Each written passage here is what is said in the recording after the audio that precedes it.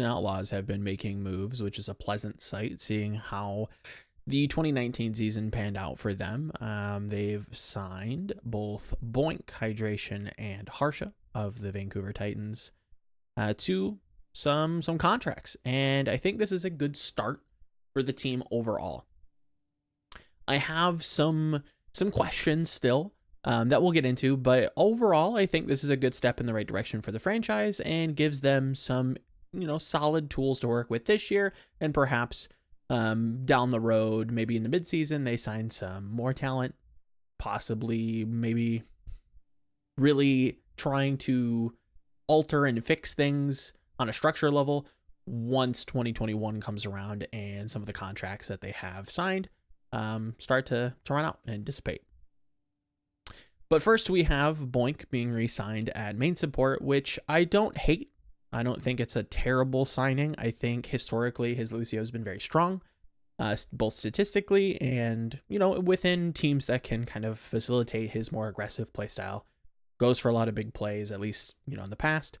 Houston, these past 2 seasons, have struggled to kind of integrate him. I think for the most part, it's been a shift of style for him, trying to fit within this team that has struggled with its identity for a long time. And I think that will find a remedy this season. I think they still might have some things to work through, but all in all, I think they've, again, set themselves up for success. I don't think it's a bad re-signing of Boink. I think it's fine. And I think that's a good thing for Houston in general. You don't want to... Well, when you have a franchise that's done as poorly as Houston has, and I say that with the utmost respect, you kind of need to start from somewhere, and just going into the season trying to aim for a solid middle of the pack placing, maybe even making playoffs or maybe even play-ins would be a victory. At least in my eyes. I can't, won't project any goals or thoughts onto the coaching staff and whatnot, but I think just an improvement overall would be fantastic for this team. They have the marketing game on lockdown, but can they shift that focus towards actual placings and placement? Kind of remains to be seen, but boy, it's not bad. I'm not mad at it. I think it's like serviceable at best. I think, I guess my biggest concern is some of the hero pool choices. What we've seen in the last set of metagames, we started to see main support start to kind of drift around, dabbling in other heroes. So I have to question Boink's hero pool. And to be fair to the role in general, that's a lot of criticisms. I can point to many different directions. Can they play these heroes? We haven't really seen it. I think this season in particular is going to flex the most, just seeing how ineffective practice is going to be with all the travel and having teams trying to figure out how they're going to practice and how to manage, player interests as they travel more and more abroad. So I think flexibility is going to be important, just like how it always has been. But yeah, I'm interested why they possibly didn't go for some of the contenders talent. Somebody like Yofi from British Hurricane, maybe Fire from Team Envious would have been an interesting signing. But yeah, maybe it's a safe play. Maybe it's because they've already known what Boink is capable of, how he is behind the scenes. It's a safe bet. And all in all, I think it's a fine, kind of safe pick. It doesn't really inspire much hope, or isn't super duper promising, but it's fine in general. It's kind of my thoughts on Boink. Then we have Hydration, which is a little bit more interesting. But another one that I have my questions about. I think his performance in the playoffs with Gladiators was a little bit underwhelming. That could be a coaching decision. That could be creating styles that didn't properly use him. He did kind of flex between Sigma and Doomfist, whereas I kind of assumed that he was just going to play Doomfist predominantly, like he has in the past. He's shown a fantastic Doomfist. They've utilized his Doomfist before. At least it was solid. I don't know if that's changed.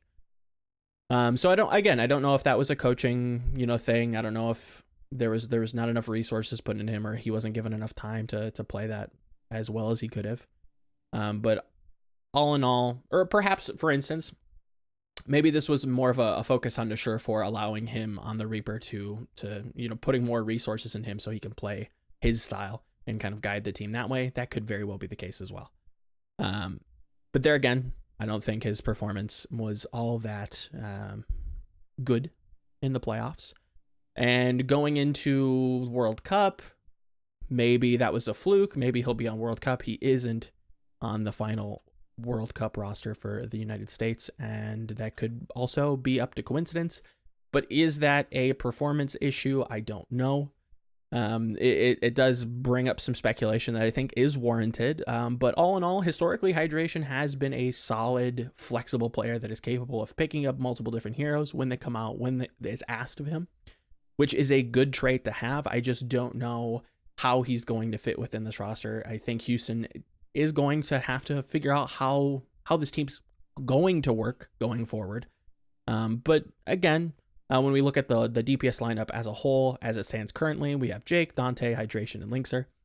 Covers a lot of bases. You have Linkser, I would imagine, focusing more on hit scan, Hydration, and Dante and Jake being very, very flexible. Probably Dante being the mainstay. Jake coming in, doing leadership things. Maybe he's the mainstay. It's difficult to say. They'll probably do some sort of rotation, but so far the roster looks better. They've actually have money to use now. Arhan's out of the team. Somehow he landed on Fusion University, which I thought was pretty funny. But that's a different team, and that'll be a different video. Last but not least, and certainly not least for Houston fans, this is the big signing that I think people should be excited about and hopeful for, is Harsha. And I don't think people realize how pivotal he was to the Titans' success. A huge systems guy. Not only does he have a great mind for the game, but he is a system kind of creator. He facilitates the players the best he can and is very player centric, from my understanding. Not only is this, a beautiful signing for the team and probably solves a lot of problems on a structural basis, but this is also a fantastic PR move because he's very well respected in the community. Just got off of a fantastic season with the Titans, holds a lot of high regard there. This is the signing that I think people are probably not giving enough credit to, that could actually change Houston for the better going forward as a franchise. I think this is the big move. But there again, you can only do so much within a year. I want to temper expectations. I don't think Houston's going to blow up anytime soon. I hope nothing but the best for Harsha, but Rome was not built in a day. He's got to, rebuild how things have been managed so far and coach this team to success. So I think he's going to bring a lot of people with him that are very talented and that are going to make Houston proud. And that's a good thing because, like I've mentioned on the podcast a number of times, tactical crouch, don't, little shameless plug.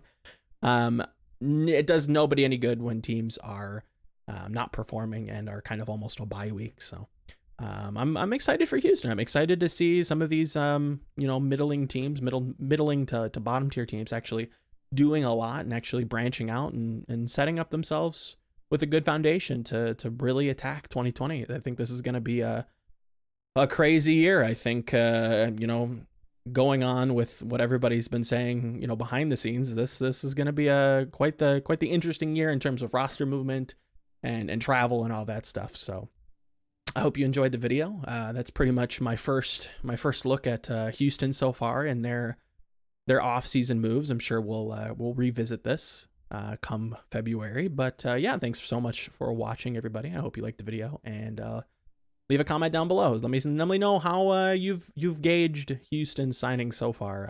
I'm interested to see what people have, especially the Houston fans. I know there's a couple of you out there.